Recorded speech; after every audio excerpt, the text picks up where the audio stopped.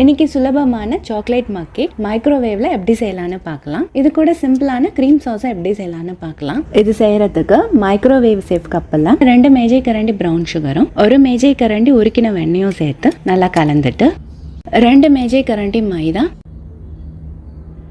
2 மேஜை கரண்டி cocoa powder, 1/4 தேக்கரண்டி பேக்கிங் பவுடர், கொஞ்சம் வெனிலா எசன்ஸ், கொஞ்சமா உப்பு, 2 மேஜை கரண்டி பால் சேர்த்து எல்லாத்தையும் நல்லா கலந்துக்கோங்க.